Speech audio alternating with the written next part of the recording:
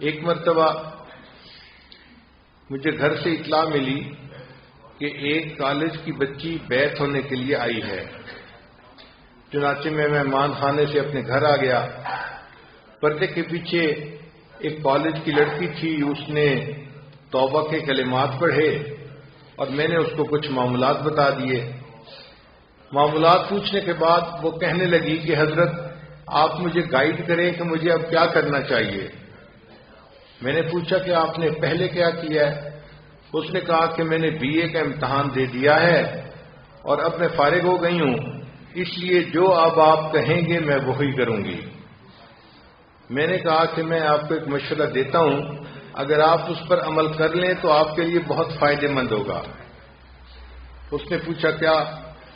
میں نے کہا کہ ہمارے مدرسے کے جو وفاق کے امتحان ہیں ان میں تقریباً 4 مہینے ابھی باقی ہیں، تو آپ ایسا کریں کہ آپ اس کے پہلے سال کے اندر داخلہ لے لیں عالمہ کورس میں، اور چونکہ آپ نے بی اے پڑھا ہوا ہے تو آپ کے لیے پہلا سال کی کتابیں پڑھنا اتنا مشکل نہیں ہوگا، اور ہم آپ کی اسپیشل فیور بھی کریں گے کہ جو مدرسے کی معلمات ہیں ان سے گزارش کریں گے کہ آپ کو دن میں بھی پڑھائیں، اور جب مدرسے کی بچیاں چلی جاتی ہیں ڈے اسکالر تو اس وقت میں وہ آپ کو 1-on-1 بیسس پہ ٹائم دے کے مزید بھی ٹیوشن ورک کریں تاکہ آپ کی پروگرس اچھی ہو جائے۔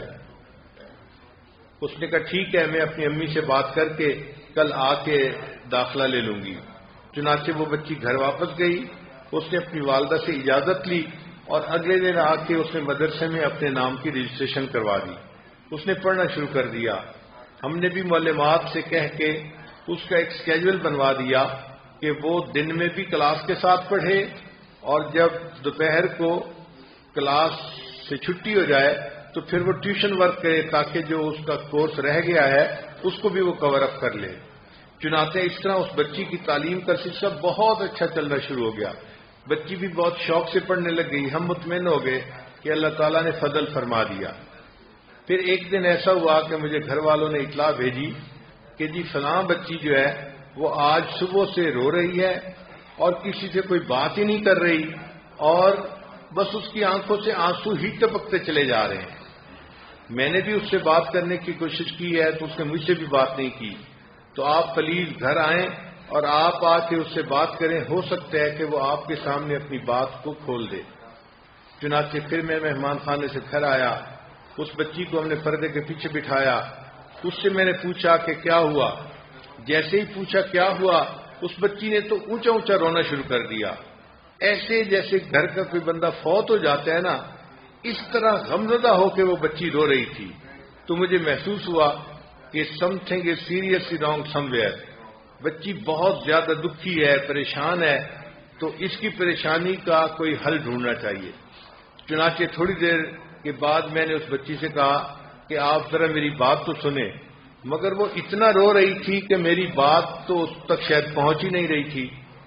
تو پھر میں نے تھوڑی دیر کے بعد اسے کہا کہ دیکھیں، اگر تو آپ کا مسئلہ رونے سے حل ہوتا ہے تو میں بھی تھوڑی دیر آپ کے ساتھ بیٹھ کے رو لیتا ہوں، اور اگر میری بات سن کے اس پر عمل کرنے سے مسئلہ حل ہوتا ہے تو آپ رونا بند کریں اور میری بات کو سنیں۔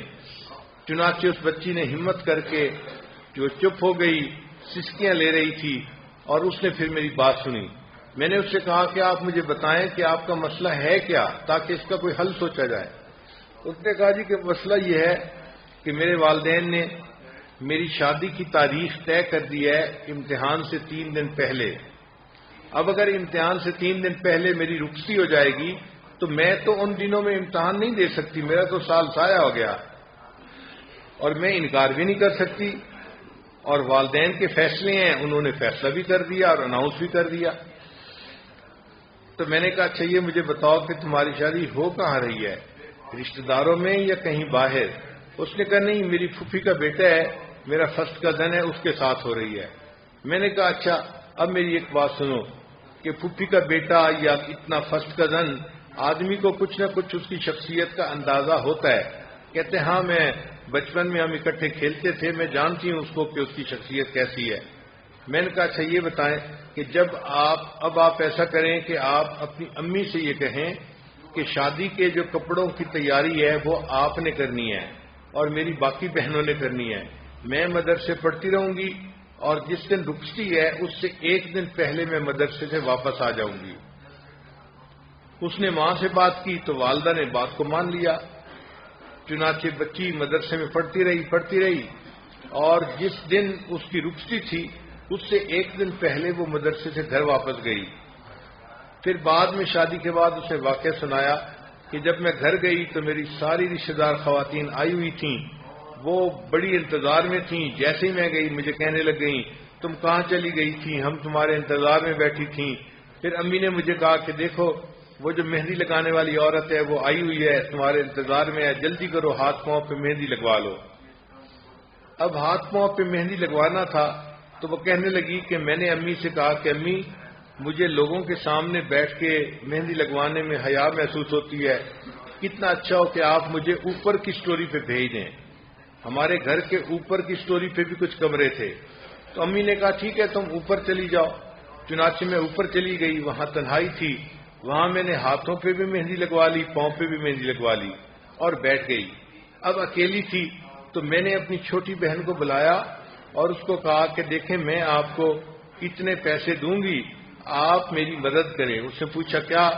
میں نے کہا مدد یہ ہے کہ یہ جو میری کتاب ہے نا اس کا صفحہ آپ آ کے الٹ جایا کریں, کیونکہ میں مہندی کی وجہ سے اس کا صفحہ الٹ نہیں سکتی.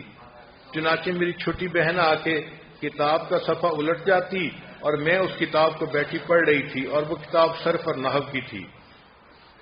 کہنے لگی کہ اس رات بھی میں پوری رات صرف نحو کی کتابیں پڑھتی رہی, حتیٰ کہ رخصتی والے دن جب میں جدا ہو رہی تھی تو میں دلہن بنی ہوئی تھی اور میرے پاس میک اپ کا جو ہے نا باکس تھا جو میں نے اپنے ساتھ رکھنا تھا.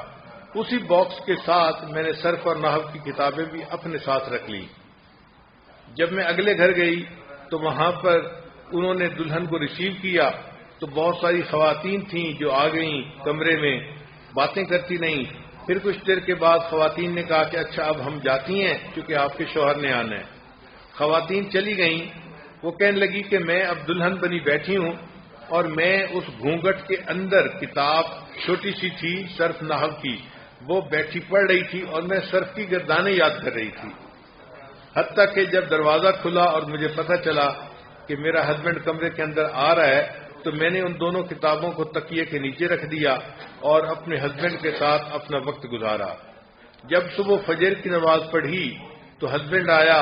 ہم تو آخر فرسٹ کزن تھے, طبیعتیں ایک دوسرے کو پہلے ہی جانتی تھیں اور اب تو ایک رات ہم نے اکٹھی گزار لی تھی تو طبیعتیں ایک دوسرے سے بہت زیادہ واقف ہو چکی تھیں. تو میں نے اپنے ہسبینڈ سے ناشتے کے وقت بات کی کہ میں ایک عربی کورس کر رہی تھی, اب میرے امتحان کا وقت بہت قریب آ گیا ہے, آپ پلیز اگر میری مدد کریں تو میرا 1 سال بچ سکتا ہے ورنہ میرا 1 سال ضائع ہو جائے گا. ہسبینڈ نے پوچھا کہ کیا؟ میں نے کہا کہ 2 دن کے بعد میرا پیپر ہے اور دلہن کو اپنے گھر سے نکلنے کی اجازت نہیں ہوتی. اب آپ نے مجھے کمرے امتحان میں پہنچانا ہے اور پیپر کے بعد وہاں سے لے کے آنا ہے. اس نے کہا اچھا میں کوئی اسکیم بناتا ہوں. چنانچہ اگلے دن اس نے اپنی امی سے بات کی کہ امی میں نے نیا سائیکل موٹر خریدا ہے اور آج کل میں نے آفس سے بھی چھٹی لی ہوئی ہے 1 ہفتے کے لیے, تو اگر میں ناشتے کے بعد اپنی بیوی کو گھمانے کے لیے شہر میں لے جاؤں 1 گھنٹے کے لیے تو کوئی اعتراض تو نہیں ہے؟ تو ماں اپنے بیٹے کو کیسے منع کر سکتی تھی؟ اس نے کہا ہاں بیٹا بیوی کو لے جاؤ مگر وہ وقت ہوتا ہے عورتوں کے آنے کا اور ملنے کا, تو اس کو جلدی گھر لے آنا. اس نے کہا ہاں امی میں جلدی گھر لے آیا کروں گا. چنانچہ اگلے دن کیا ہوا کہ اس دلہن کو اس کے خاوند نے سائیکل موٹر پہ بٹھایا اور صبح 8 بجے سے پہلے اس نے 15 منٹ پہلے ہمارے گھر میں پہنچا دیا. کیونکہ مدرسہ گھر کے بالکل قریب ہے اس لیے گھر میں میری اہلیہ نے اس بچی کی کچھ یونیفارم جو تھیں وہ دھلوا کے استری کروا کے رکھ رہی تھیں. وہ دلہن آئی اور سیدھا اس کمرے میں چلی گئی. وہاں جا کے اس نے اپنے زیورات اتارے, کپڑے دلہن والے اتارے اور ایک عام اسٹوڈنٹ والے کپڑے اس نے پہن لیے جو سفید کپڑے ہوتے ہیں. پھر وہ سفید کپڑے پہن کے اپنے رول نمبر سلپ لے کے جامعہ میں آ گئی اور وہاں بیٹھ کے اس نے پیپر دیا. پیپر دینے کے بعد وہ دوبارہ اسی کمرے میں آئی اور اس نے اپنے طالبہ والے کپڑے اتارے اور دلہن والے کپڑے پہن کے میک اپ کر کے وہ دلہن کے طرح تیار ہو گئی، پھر اس کا ہسبینڈ اس کو لے کے واپس چلا گیا۔ اس طرح شادی کے ابتدائی دنوں میں اس بچی نے وفاق کا امتحان دیا، اور اللہ کی شان دیکھیں کہ جب رزلٹ آیا تو 80% سے زیادہ نمبر لے کے وہ پاس ہو گئی۔ تو اس کا مطلب یہ ہے کہ اگر بچیاں اپنے دل میں کوئی کمٹمنٹ کر لیتی ہیں تو اللہ نے ان کو اتنی ہمت دی ہوتی ہے کہ یہ اس کو کر گزرتی ہیں۔ تو دین کا علم حاصل کرنے کے لیے جتنی محنت کرنی پڑے، جتنی قربانی دینی پڑے دینی چاہیے، اور اس علم کا نور اپنے سینے میں اتارنا چاہیے۔